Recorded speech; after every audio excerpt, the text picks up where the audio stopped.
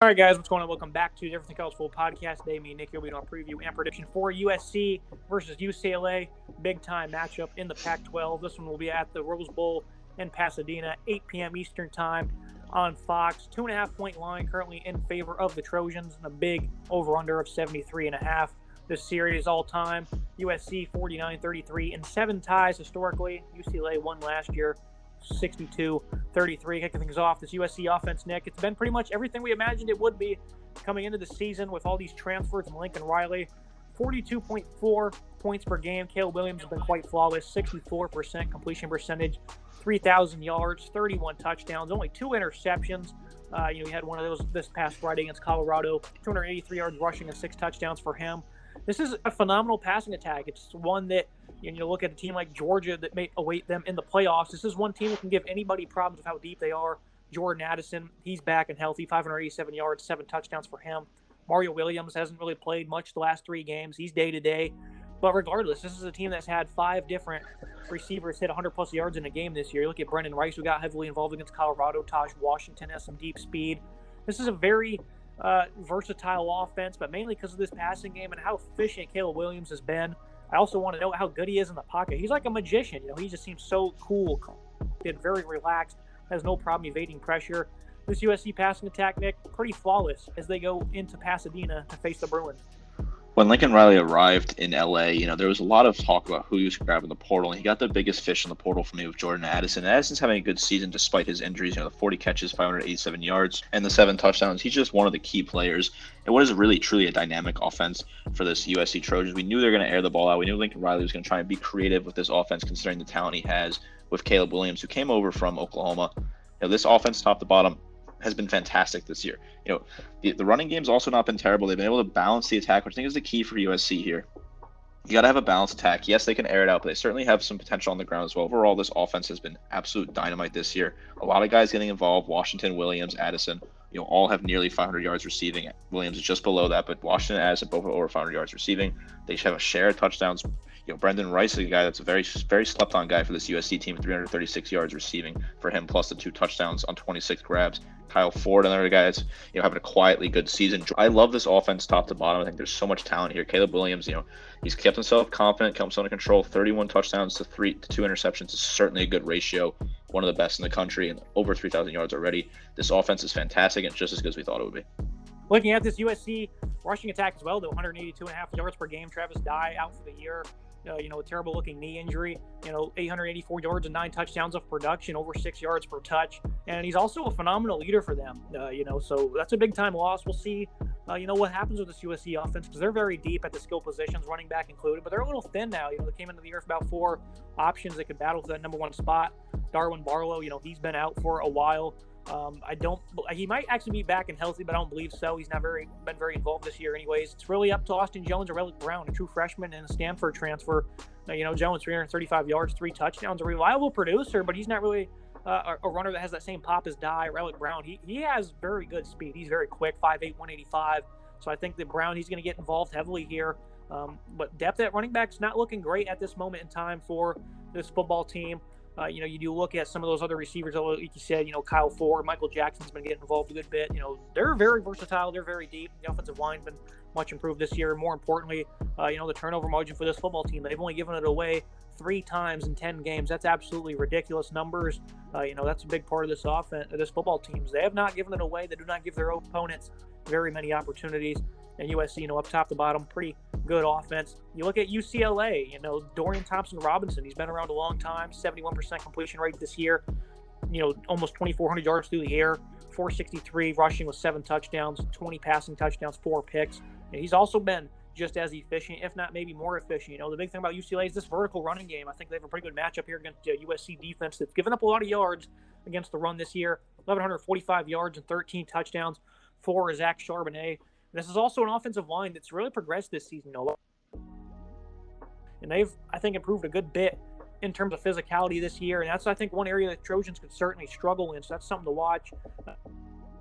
Offensive line that's, made a lot of big strides. I think that they're really going to want to continue to impose their will here, especially in a game like this. Look at receiver, a big-time transfer, and Jake Bobos came over, 43 grabs, 651 yards, and 6 touchdowns. He's a phenomenal route runner.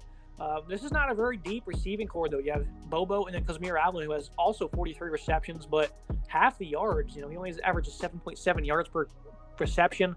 Charbonnet, he's the third leading receiver. After that, Logan Loyal, Cam Brown, guys that get about a grab or two per game.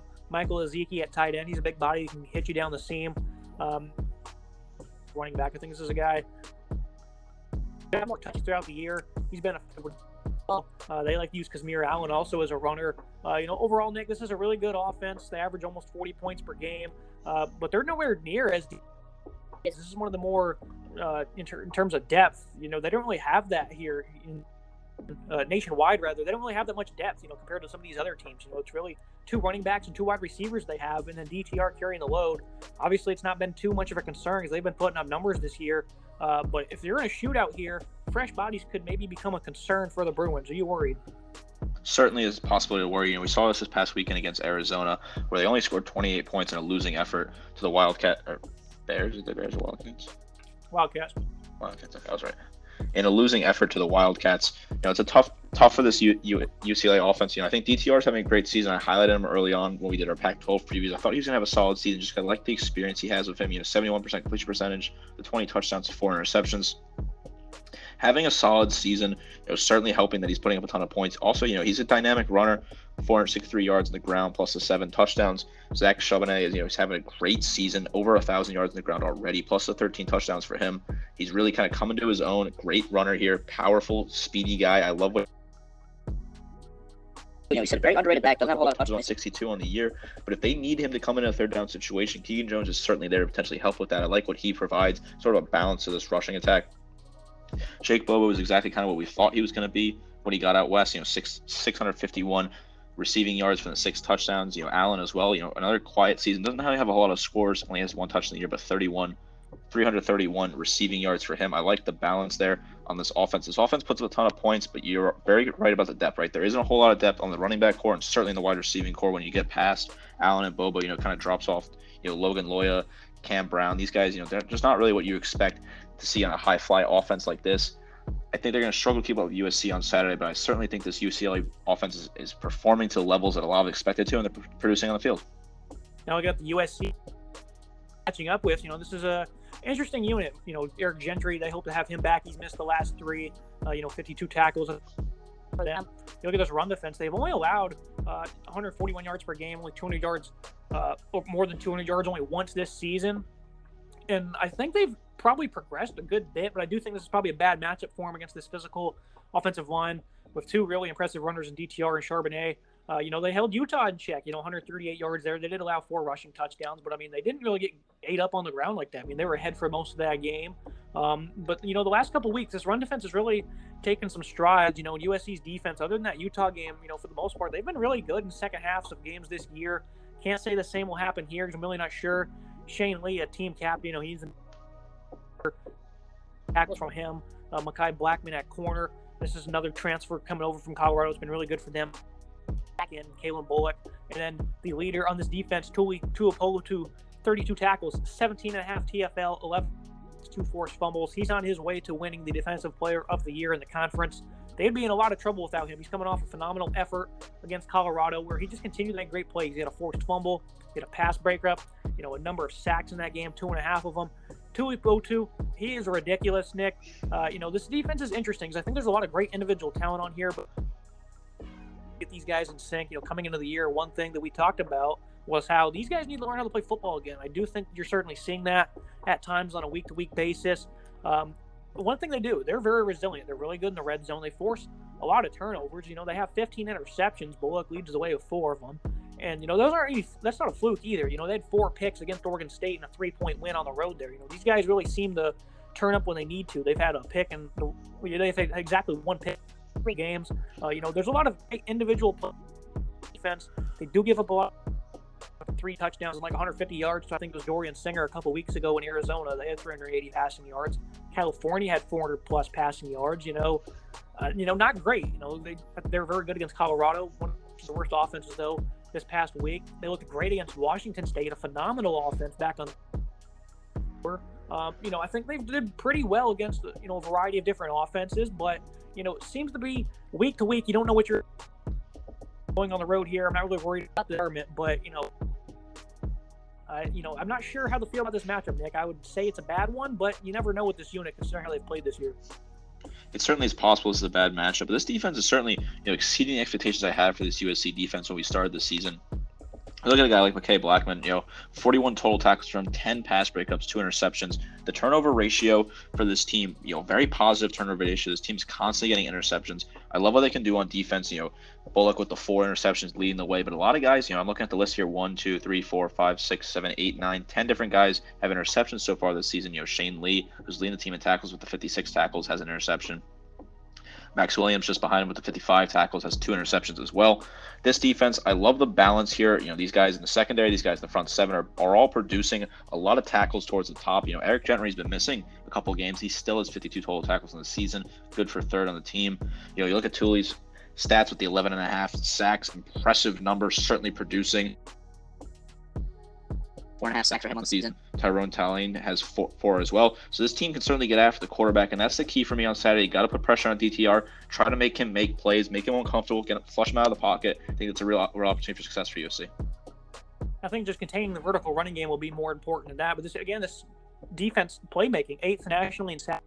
They didn't look great against Arizona themselves. That's a tough passing against, but they really could not do anything against Arizona. They were just getting torn up through the air, through a tremendous balance by the Ducks. They've themselves. It's not as tough. That was a game that I really felt the defense would win, more so the 2 weeks prior against Utah, and I certainly think they did from a physical. Was able to make most of everything they had. They scored on every possession, I believe, in that Utah game. They still gave up almost 500 yards. They couldn't cover tight ends. From a physicality standpoint, gave up 200 yards rushing. I really thought they were just running it down their throat. Utah, I thought, had great success doing that. This is an interesting unit for them. They've also had great work from their transfers as well. They gave up 345 against Washington. I thought the secondary looked good in that game, though. That's when I thought the tide was starting to turn a good bit because they were getting in the passing windows. They were covering good downfield. Liati Latu, 9.5 tackles for loss for him. His early season success kind of cooled off a bit. Grayson Murphy, he's got 9 tackles for loss. His brother Gabriel, they came over from North Texas. They've been really good at getting to the quarterback. Latu, though, leads the way with those 8 sacks. Carl Jones at linebacker, he's been an impressive playmaker for them. Darius Mosasu, 67 tackles, a Hawaii transfer. Stephen Blaylock, he's my probably favorite player in the secondary for them. He's like one of their only veterans as well. Jalen Davies, a freshman, he has 2 picks for them. DJ Justice, he's only played 3 games this year. Not having him out there has certainly not helped this team when it comes to depth. Interesting unit, Nick. Much like USC's, they give up a lot of yards. They give up points. The playmaking is not there like it is for the Trojans, I would say. They certainly don't record as many interceptions. They don't have as many sacks. And I don't think they're I guess you'd probably call it the toughness even. But I'm not really sure. I think it's hard to get a read on this defense for the most part. Based on what we saw, though, this seems like a matchup we're really going to struggle in. And, what is your assessment of the Bruins, who, again, only have 9 picks on the year, and they don't have as many sacks as the Trojans, but they do a pretty good job of getting to the quarterback, I would say. I think getting pressure on Caleb Williams is going to be key number 1 for Chip Kelly. Certainly, Chip Kelly's defense has to get pressure on Caleb Williams on Saturday. The sack total may not be there, but they certainly are hurting the quarterback. They're getting after him at times. Latu, 8 sacks on the year for him. Murphy has 1.5. Both Murphys together have 6.5 total tackles. Grayson, of course, has 5. Gabriel has 1.5 on the sacks. Mo Osling has been having a solid season for him, 72 total tackles, leading the way. Plus 2 pass breakups for him. Stephen Blaylock, solid player, has interception, plus 2 sacks and 39 total tackles. I like this secondary a lot. I think they've kind of come into their own as the season has progressed. A lot of these DBs are putting up good tackles numbers. Churchwell has 39. Humphrey has 32. I like the number. Defensive numbers for this team. I just think this is going to be an absolute shootout on Saturday. I think both teams are going to be putting a ton of points. I think Caleb Williams is going to go out there and pick this defense apart. I think the secondary might get a pick or two, potentially get some luck there, but I think Caleb Williams is going to have a great day overall, and it's going to be a high-scoring affair. Looking at team comparisons, I think at quarterback DTR, he's a veteran, but I think Caleb Williams is miles ahead of him at this point in time. The talent speaks for itself. Running back Zach Charbonnet gets the edge there. I think USC was a little bit deeper until Dye got hurt. Now I think UCLA unquestionably has that edge. Keegan Jones as well. We both like him.